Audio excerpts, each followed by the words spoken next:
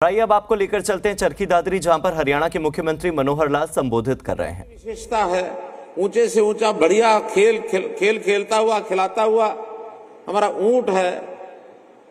ये हमारे पशुओं की विशेषता जिसका प्रदर्शन हम करते हैं, ये वास्तव में ही हम सबको आनंद देता है।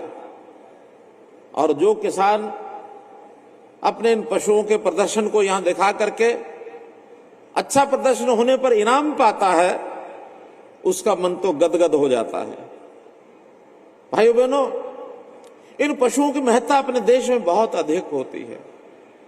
हमारा देश ऐसा है, इसमें पशुओं की पूजा होती है।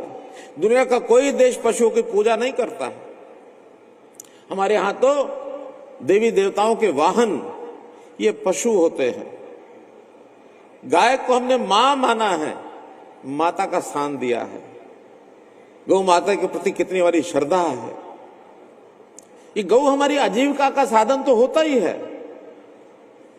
लेकिन इसके जो और उपयोग हैं, गौ को पवित्र मान करके घर में रखना, इसको पुण्य का काम माना गया है। अब ये ठीक है, एक समय ऐसा आ गया जब गौओं को भी हमने आर्थिक रूप से उपयोगी है कि नहीं है ये मानना शुरू कर दिया।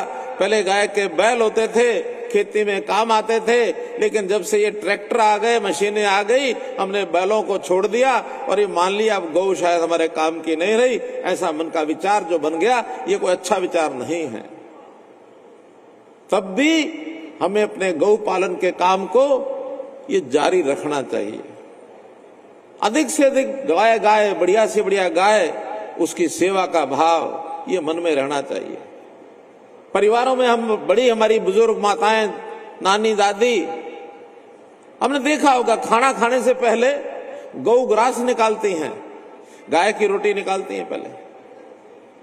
आखिर गाय की रोटी निकालने का मतलब कोई ना कोई, जैसे अपने बच्चे को रोटी खिलाती है, गाय को रोटी खिलाती है, इसका मतलब उसका कहीं ना कहीं प्रेम प्यार है, जागता है। तो इस प्रकार से हमें केवल इसको पशुधन नहीं समझना चाहिए, बल्कि इसके प्रति हमारी श्रद्धा का भाव ये होना चाहिए। और हम तो जिस प्रकार से पशुओं के साथ तालमेल रखते हैं, उन पशुओं की भाषा भी समझते हैं। शायद कोई शहर का आदमी जिसने पशु उस प्रकार का नजदीक रखा नहीं, उसको पता ही नहीं है, लेकिन गांव का हमारा किसान, हमारा पशुपालक, उसको दूर पशु को देख करके पता लग जाएगा इस पशु को क्या तकलीफ है, इसको कोई तकलीफ बीमारी तो नहीं है, मुंह खर तो नहीं आ गया, कहीं इसको कोई बुखार वाली बात तो नहीं आ गई, कहीं इसको कोई भी बीमारी होती है वो उसको पहचान लेता है, उसके इलाज के लिए आगे बढ़ता है, दौड़ता है। पशुओं की भाषा समझते हैं, पशुओं का व्यवहार समझते हैं। एक छोटी कहानी बताता हूं आपको मैं।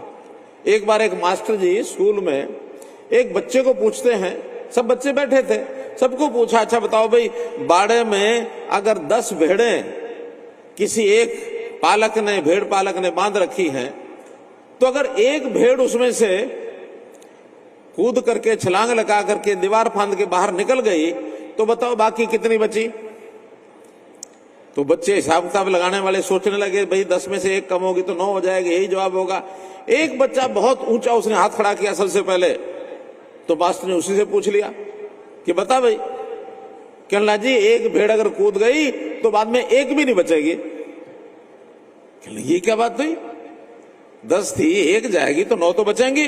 कि नहीं नहीं, मेरा बापू भेड़ पालता और मैं रोज देखता हूं कि अगर एक भेड़ कूद जाती है तो सारी कूद के बाहर चली जाती है, बचती नहीं अंदर कोई।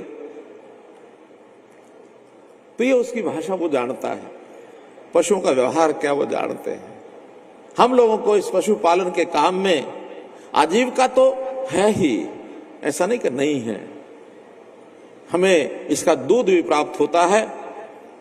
अपने एक गीत बनाए बहुत कवियों ने, कलाकारों ने, क्या देश हरियाणा, हमारा देश हरियाणा जी, दूध दही का खाना। एक मैं छोटा बचपन में सन 66 के अंदर जो हरियाणा बना था, उस समय एक गीत एक बालक ने बोला था, आज मुझे 2 पंक्तियां याद हैं। 1 नवंबर सन 66 ने बना राज हरियाणा, शाम सवेरे दोनों बख्ता जी दूध दही का खाना। तो ये हरियाणा दूध दही के खाने के लिए प्रसिद्ध है। गौ का पंचामृत, चाहे गाय का दूध हो, घी हो, दही हो, गोमूत्र हो, गोबर हो, हर एक चीज का उपयोग है। वो हमारे खाद के लिए भी काम आएगा। हमारे यहां A2 जो दूध होता है, गाय का A2 दूध की हमने एक बार अनुसंधान कराया था जब धनखड़ जी कृषि मंत्री थे।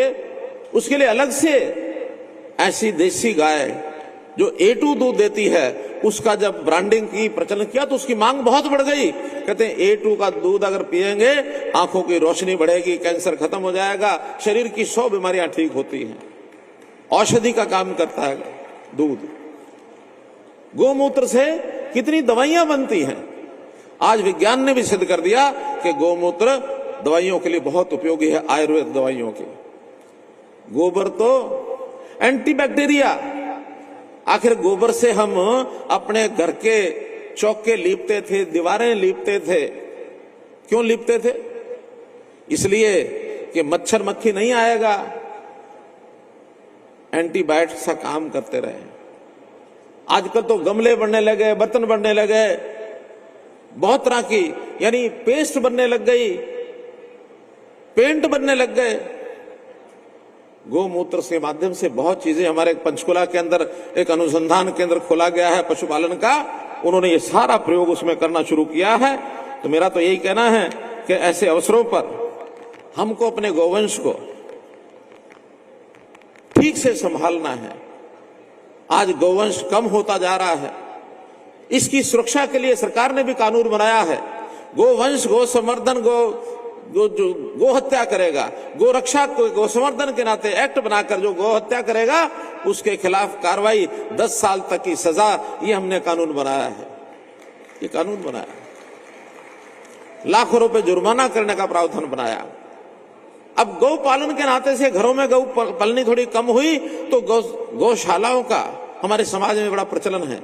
हरियाणा में 632 गौशालाएं हैं इस समय, और उन गौशालाओं के संभाल के लिए हमने गौ सेवा आयोग बनाया हुआ है। शरण गर्ग जी इनको अध्यक्ष बनाया हुआ, उसका पूरी टीम है, सब जिलों में टीम है। एक बात ध्यान में आई कि बहुत से गौवंश की, चाहे वो बछड़े हैं चाहे वो गौएं हैं, उनको लोग छोड़ देते हैं। दूध नहीं देती तो छोड़ करके सड़कों पर जब आते हैं, बेसहारा गौवंश एक्सीडेंट करते हैं, पनिया खाते हैं। बड़ी कई बार दुविधा मन में होती थी कि इसका कैसे हल निकाला जाए। इस बार हमने बैठे टीम के रूप में बैठ करके विचार किया कि जो बेसहारा गौवंश सड़कों वाला है, इसको सबको गौशाला में लाएंगे, और जो 40 करोड़ रुपया बजट हमारा पिछले साल था, इस बार 40 का 80 नहीं, 120 नहीं, 160 नहीं, 400 करोड़ रुपया बजट हमने तय किया।